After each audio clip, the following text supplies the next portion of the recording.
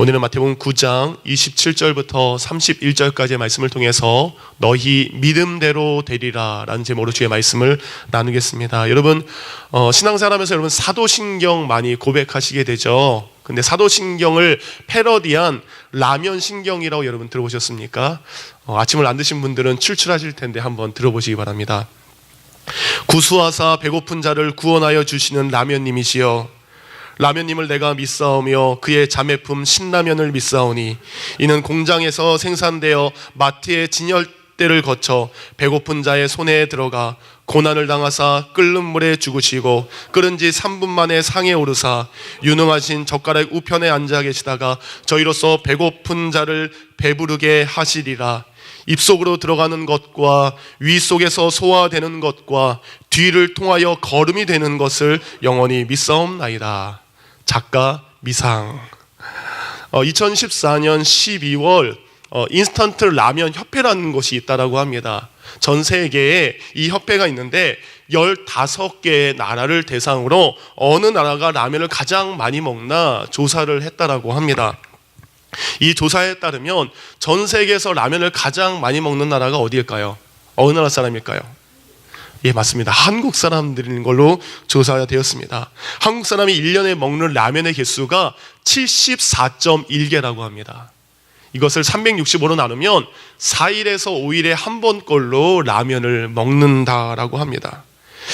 왜 이렇게 한국 사람들이 라면을 많이 먹을까? 한번 설교를 준비하면서 생각해 봤습니다. 근데 제 개인적인 생각으로는 가장 짧은 시간에 가장 빨리 허기진 배를 채울 수 있는 음식이 바로 이 라면이 아닌가 생각이 듭니다. 물론 맛도 있지만 바쁘고 급한 성격, 빨리 하는 게 우리 한국 문화잖아요. 빨리 끓여가지고 빨리 먹고 해결하는 것이 우리 한국 사람들과 서로 맞지 않나라는 생각이 듭니다.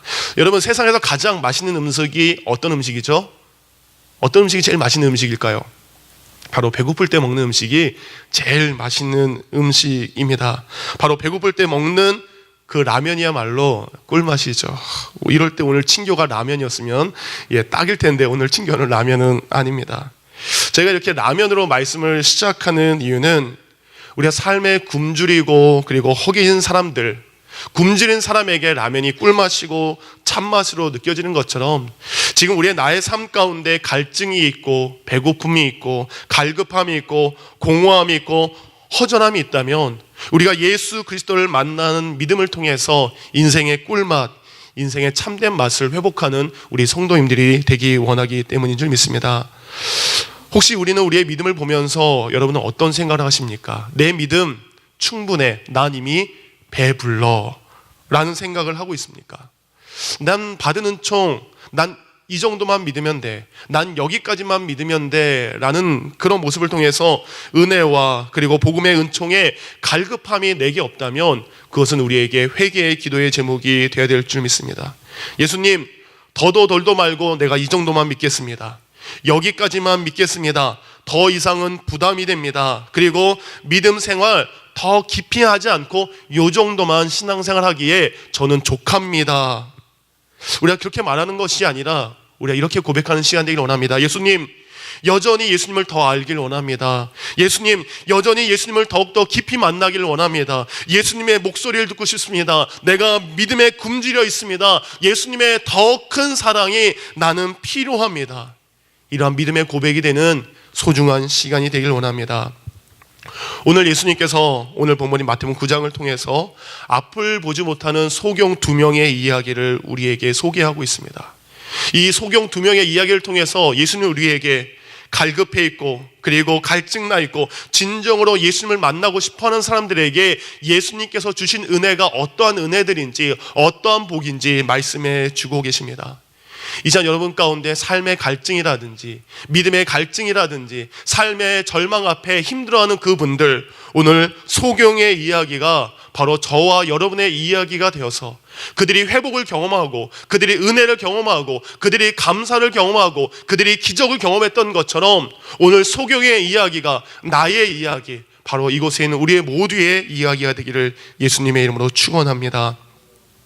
오늘 우리가 본문의 소경과 같이 삶의 아픔과 그리고 절망 그것을 해결받고 예수님의 은혜를 경험하기 위해서 첫 번째 우리에게 있어야 될 것이 있습니다. 그것은 바로 우리 자신이 얼마나 불쌍하고 연약한 존재인지 예수님께 고백을 해야 됩니다.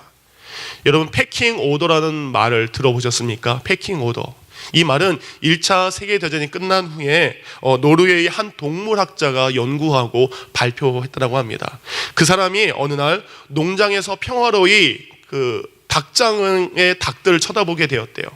닭들을 가만히 보니까 어느 날 먹는 시간을 줘서 보니까 그 먹는 시간에 그 먹이를 먼저 먹는 닭과 나중에 먹는 닭이 일정하게 정해져 있더래요. 곧 닭 사이에 먹이를 먹는 그것에 따른 서열들이 정해져 있다라고 합니다. 그래서 이 사람이 밖에서 새로운 닭을 사서 그 밥 먹는 시간에 집어넣었대요.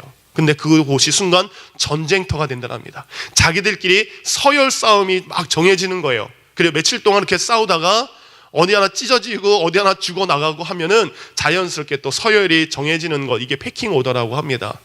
근데 이 패킹 오더가 돼서 우두머리가 된 닭, 그들에게는 신기한 변화가 있다고 합니다. 그들의 모습이 더 건강해지고, 저희들로 말하면 어깨에 힘이 들어가고, 그리고 그들의 모습이 더 급격하게 성장하는 것이 그들 가운데 나타난다고 합니다. 원숭이 사회에도 이런 패킹 오더의 서열이 있다고 합니다. 그래서 밑에 있는 원숭이가 위에 있는 원숭이를 이기고 자기가 서열 1위가 되면 그 원숭이 가운데에 남성 호르몬이 급격하게 나온대요. 그리고 그 원숭이의 힘을 상징하는 호르몬과 그리고 여러 가지의 아기를 낳을 수 있는, 그 동물을 낳을 수 있는 정자수가 급격하게 늘어난다라고 합니다. 우리의 삶에도 이런 모습이 좀 있는 것 같습니다. 내가 좀 우두머리가 되고 내가 남보다 더 높아지게 되면 우리에게 어깨에 힘이 들어가게 되고 목이 꼿꼿하게 되죠. 내가 무엇인가를 더 소유하고 내가 누구보다 더 많이 배우고 내가 누구보다 더 좋은 직업을 가지고 있으면 우리는 우리 자신 모르게 교만이 들고 그리고 어깨에 힘이 들어가고 다른 사람을 낮춰보는 경향이 있습니다. 내가 어느 날 좋은 차를 몰고 하이웨이를 가고 있을 때 나보다 못한 차, 지저분한 차, 별로 안 좋은 차를 끌고 다니는 사람들 보면 괜히 어깨가 으쓱으쓱하기도 해요. 솔직한 마음입니다. 내가 좋은 옷을 입고 있고 내가 좋은 집에서 살고 있고 내가 명품들로 가지고 있으면 그것을 통해서 허름한 사람, 그렇게 살지 못한 사람들을 보면서 우리는 만족해하고 우쭐해하는 것이 우리의 모습입니다. 하지만 우리가 우쭐해하는 것, 우리가 자랑스러워하는 것, 그런 것들이 사라지고 없어진다면 우리는 가장 추한 사람, 인생에 실패한 사람, 그리고 인생의 나락에 떨어진 사람으로 좌절 가운데 빠지는 것 같습니다. 2014년 하루 평균 42명의 대한민국의 사람들이 자살을 했다고 합니다. 어제도 42명이 자살했어요. 자살한 사람들의 성향을, 그리고 그들의 직업과 그들의 여러 가지를 분석해 보니까 평균 이상의 공부를 한 사람, 평균 이상의 재산을 가지고 있었던 사람들, 그 사람들이 오히려 자살을 많이 선택한다고 합니다. 예전에 많이 배웠던 것, 그리고 예전에 많은 것을 소유했던 것, 그것을 통해서 그들이 오히려 유익이 되고 힘을 받는 것이 아니라 이제는 난 뭐야, 난 아무것도 아니야, 좌절하고 스스로 극단적인 선택을 해서 자살을 선택하게 된다고 합니다. 성경에 가장 힘이 센 사람이 누구입니까? 삼손입니다. 삼손은 맨손으로 사자를 잡고 사자의 입을 찢고 1000명의 사람들과 싸워서 승리한 사람입니다. 근데 어느 순간부터 그가 받은 힘, 그가 가지고 있는 힘이 하나님께로부터 왔다는 것을 그가 점점 망각해 가게 됐을 때, 자신의 욕심대로 그 힘을 쓰게 되었을 때 그는 그 순간 그 힘을 한꺼번에 잃게 됩니다. 누가복음 12장 13절에 이어보면 예수님께서 한 부자의 이야기를 하십니다. 그 부자가 농사를 졌는데요, 대풍년입니다. 정말 소출이 많았습니다. 그래서 그가 자기 자신에게 이렇게 얘기한다라고 성경 기록하고 있습니다. 내가 내 영혼에게 이르되 영혼아, 여러 해 쓸 물건을 많이 쌓아두니 평안히 쉬고 먹고 마시자, 즐거워하자 하리라.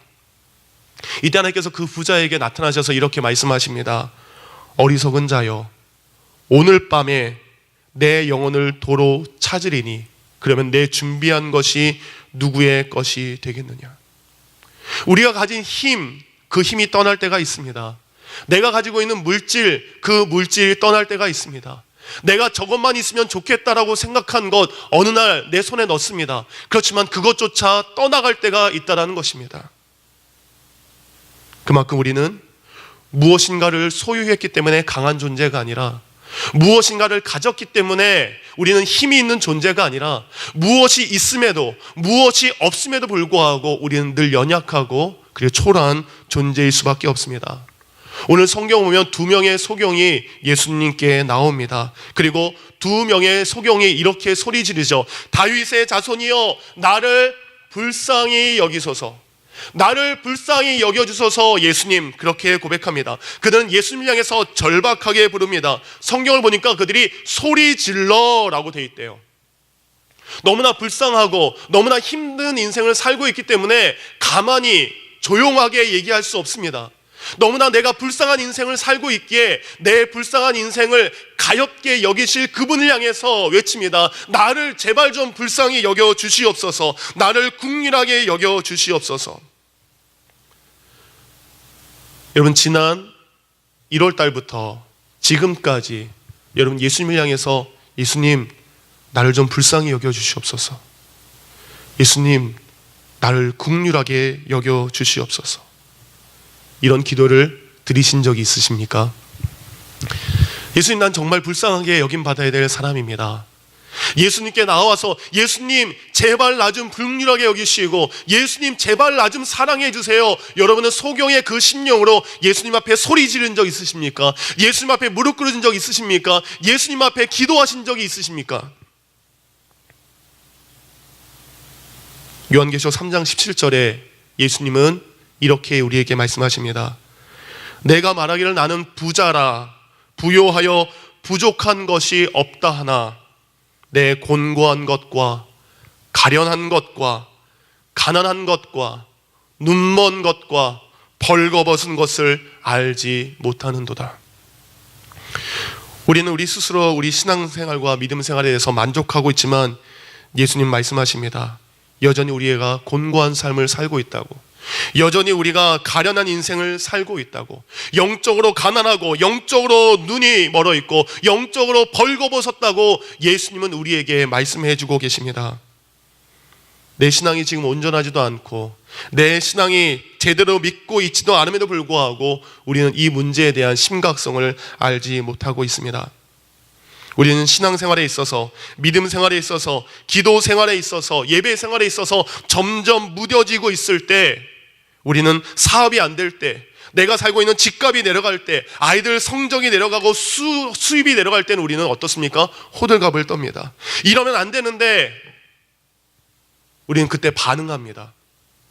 우리의 삶에 부딪히는 수많은 현실적인 문제에 있어서는 반응하고 있지만 우리는 영적인 문제에서는 반응하고 있지 않습니다. 영적인 문제에 있어서는 점점 무뎌지게 신앙생활하고 있습니다.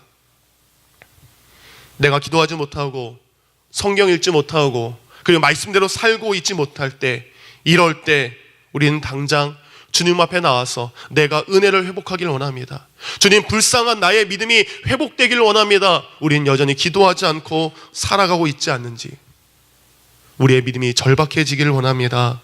오늘 성경을 보면 2명의 소경이 예수님을 따라가면서 소리를 질렀어요. 근데 28절을 보니까 예수님께서 한 집에 들어가사라고 표현하고 있어요. 수많은 무리와 예수님께서 가실 때 2 소경은 나를 도와주세요, 나를 불쌍히 여겨주세요 라고 했는데 예수님은 뒤돌아보지도 않았고요, 그들에게 걸어가지도 않았습니다. 예수님의 한 행동은 한 집을 택하셔서 그 한 집으로 들어가신 거예요. 예수님이 그들을 무시했다라고 생각할 수 있습니다. 예수님이 그들을 외면했다라고 생각할 수 있습니다. 그리고 그들은 떠날 수 있습니다. 그렇지만 절박한 것은 납니다. 눈을 떠야 될 사람은 나입니다. 믿음이 회복되어야 될 사람도 나입니다. 불쌍하다고 외쳐야 될 사람은 나입니다. 그래서 그들은 그 집으로 따라가게 됩니다. 그리고 그 집 안으로 같이 들어가서 예수님 앞에 서게 됩니다. 그리고 그들을 향해서 예수님이 말씀하실 수 있도록 그들은 예수님 앞에 나아가는 것이 그들의 믿음이었습니다. 우리의 신앙생활 가운데 우리의 불쌍함과 우리의 연약함과 우리의 믿음 없음을 가지고 주님 앞에 주님 나를 불쌍히 여겨 주시옵소서, 이것이 은혜를 받는 첫 번째의 단계가 되어야 될 줄 믿습니다. 이 시간 나의 연약함을 보고 주님 앞에 긍휼을 구할 수 있는 성도님들이 되길 원합니다. 두 번째, 우리가 본문의 소경과 같이 삶의 절망과 아픔에서 헤어나오고 예수님의 은혜를 경험할 수 있는 것은 바로 예수님을 믿음의 눈으로 바라봐야 될 줄 믿습니다. 이 사람들의 아픔과 문제는 무엇입니까? 눈이 보이지 않는 것입니다. 하지만 이들에게는 눈은 안 보이지만 그들에게는 믿음이 있었던 것을 성경은 기록하고 있습니다. 비록 육신의 눈은 멀어져 있고 육신의 눈은 닫혀 있지만 그들의 영적인 눈을 통해서, 영적인 모습을 통해서 믿음의 눈으로 예수님을 바라본 것을 우리는 알 수 있습니다. 왜냐하면 그들의 고백을 통해서 알 수 있기 때문입니다. 그들은 예수님을 향해서 선생님 그렇게 고백하지 않았습니다. 예수님을 향해서 이렇게 고백했습니다. 다윗의 자손이요. 우리가 성경을 읽다 보면 다윗의 자손이라는 것은 마태복음의 족보에 기록되어 있습니다. 그리고 족보 뒤에 어떤 사람에 의해서 다윗의 자손이요라고 고백된 것은 바로 이 소경들의 고백이 첫 번째 고백입니다. 다윗의 자손이요라고 고백이 위대한 고백인 것은 바로 이스라엘 백성들이 기다리던 메시아와 구세주는 바로 다윗의 자손으로 오실 분이 바로 그분이기 때문입니다. 그래서 그들이 다윗의 자손이라고 고백한 것은 내가 구약 성경을 통해서 믿었고 우리의 조상들이 믿었고 우리의 아버지가 기다렸던 메시아가 당장 내 앞에 있는 당신이군요. 당신이 바로 하나님의 아들이시요 우리를 구원하실 구원자이십니다. 호산나 다윗의 자손, 그 예수님을 향해서 다윗의 자손이라고 그는 고백했습니다. 비록 그들의 육적인 눈은 닫혀 있지만 그들의 영적인 눈, 그들이 들었던 소문, 그들이 들었던 예수 그리스도의 말씀을 통해서 그들은 이분이 진정한 다윗의 자손으로 오실 구세주이신 것을 그는 고백하게 된 것입니다. 김영애 사모님, 한동대 총장님의 사모님이신 김영애 사모님이 갈대 상자에 100년 전 한국 땅을 밟고 복음을 전했던 언더우드 선교사님의 편지의 일부분을 그 갈대 상자에 이렇게 기록하고 있습니다. 언더우드 선교사님이 적었던 편지의 제목은 배지 않는 조선의 마음. 주여, 지금은 아무것도 보이지 않습니다. 주님, 메마르고 가난한 땅, 나무 한 그루 시원하게 자라 오르지 못하고 있는 땅에 저희들을 옮겨와 심으셨습니다. 그 넓고 넓은 태평양을 어떻게 건너왔는지 그 사실이 기적입니다. 주께서 붙잡아 뚝 떨어뜨려 놓으신 듯한 이곳, 지금은 아무것도 보이지 않습니다. 보이는 것은 고집스럽게 얼룩진 어둠뿐입니다. 어둠과 가난과 인습에 묶여있는 조선 사람뿐입니다. 그들이 왜 묶여있는지도 고통이라는 것도 모르고 있습니다. 고통을 고통인 줄 모르는 자들에게 고통을 벗겨주겠다라고 하면 의심부터 하고 화부터 냅니다. 조선 남자들의 속셈이 보이지 않습니다. 이 나라 조정의 내심이 보이지 않습니다. 가마를 타고 다니는 여자들을 영영 볼 기회가 없으면 어쩌나 합니다. 조선의 마음이 보이지 않습니다. 그리고 저희가 해야 할 일이 보이지 않습니다. 그러나 주님, 순종하겠습니다. 겸손하게 순종할 때 주께서 일을 시작하시고 그 하시는 일을 우리의 영적인 눈이 볼 수 있는 날이 있는 줄 믿나이다. 믿음은 바라는 것들의 실상이요 보지 못하는 것들의 증거니 라고 하신 말씀을 따라 조선의 믿음의 앞날을 볼 수 있게 될 것을 믿습니다. 지금은 우리가 황무지 위에 맨손으로 서 있는 것 같사오나 지금은 우리가 서양 귀신 양귀자라는 손가락질을 받고 있사오나 저희들이 우리의 영혼과 하나인 것을 깨닫고 하늘나라의 한 백성, 한 자녀임을 알고 눈물로 기뻐할 날이 있음을 믿나이다. 지금은 예배드릴 예배당도 없고 학교도 없고 그저 경계의 의심과 멸시와 천대함이 가득한 곳이지만 이곳이 멀지 않아 은총의 땅이 되리라는 것을 믿습니다. 주여, 오직 제 믿음을 붙잡아 주소서. 비록 어두운 현실이었지만, 보이는 것은 없었지만 선교사님은 믿음의 눈으로 조선을 바라보게 되었습니다. 우리의 믿음이 이러한 믿음이 되길 원합니다. 여러분이 믿음의 눈으로 주님 바라보시길 원합니다. 예수님께서는 믿음의 눈으로 자기를 바라본 소경에게 이렇게 말씀하십니다. 내가 능히 이 일을 할 줄을 믿느냐.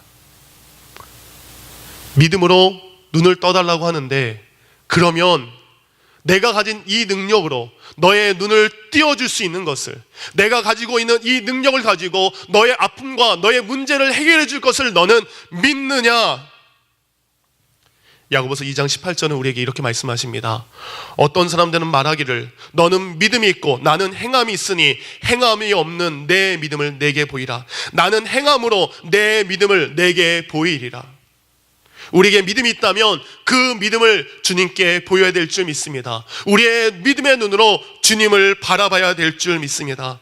믿음이라는 것은 지속하다, 기초하다, 견고하다, 신실하다, 믿을만하다, 확실하다, 기대하다, 틀림없다라는 뜻입니다.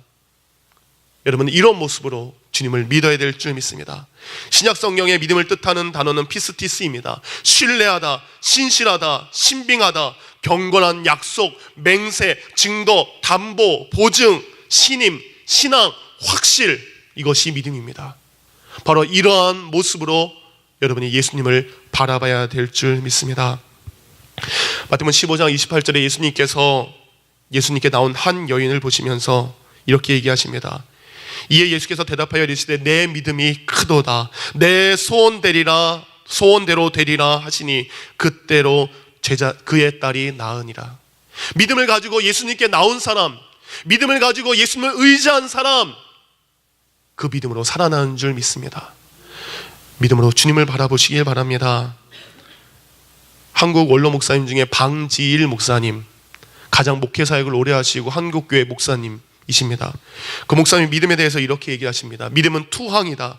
내 주관과 경험, 아이디어와 지능으로 무장된 내 자신을 완전히 해체할 때 비로소 주 안에서 하나가 될 수 있다. 우리가 주님을 믿는다면 나의 것을 내려놓고 주님께 투항해야 되는 줄 믿습니다. 바로 그럴 때 하나님의 놀라운 은혜와 은총이 여러분에게 있을 줄 믿습니다. 2002년 한국 사람의 가슴을 뜨겁게 했던 월드컵이 있었습니다. 그때 그 월드컵 4강의 주역 히든크 감독이 했던 이런 말 여러분이 기억하실 것입니다. 나는 아직도 배가 고프다. 이 말을 한 것은 당시 한국은 1승만 하자, 아니 정말 잘한다면 16강만 진출하자. 그래서 16강 진출이 확정된 다음에 그들이 대전으로 갔습니다. 이탈리아와 함께 16강전을 치르기 위해서 갔었을 때 그 대전 경기장에 히든크의 모습이 보이지 않았습니다. 그는 이탈리아전을 준비하는 것이 아니라 16강 상대, 그 다음 상대인 스페인과 다른 나라의 경기를 보고 있었다라고 합니다. 그것을 보고 와서 이제 아침에 선수들과 함께 식사를 하는데 16강에 만족하고 있는 그들을 향해서 황선홍 선수가 그 전까지 히든크 감독이 이렇게 화낸 적이 없대요. 선수들의 호되게 나는 아직도 승리에 굶주려 있다. 나는 아직도 배가 고프다. 너희들을 만족하지 말라. 그렇게 호되게 선수들에게 책망을 했다라고 합니다. 우리의 신앙, 우리가 만족하지 않길 원합니다. 우리의 신앙이 주님, 난 여전히 갈급합니다. 여전히 목마릅니다. 여전히 배고픕니다. 여전히 주님을 더욱더 알길 원합니다. 이러한 영적인 갈급함이 우리 가운데 있길 원합니다. 그런 영적인 갈급함을 가지고, 그 믿음을 가지고 주님을 바라볼 때에 오늘 두 소경의 눈이 떠졌던 것처럼 믿음대로 될지라 그들이 믿었기에 그 믿음을 가지고 그들의 눈이 떠졌습니다. 결국 그들은 믿었다는 겁니다. 그들의 믿음을 통해서 그들의 문제와 아픔이 해결됐던 것처럼 이제 여러분의 믿음을 통해서 여러분의 문제와 여러분의 아픔이 해결되기를 우리 주 예수님의 이름으로 축원합니다. 기도하겠습니다.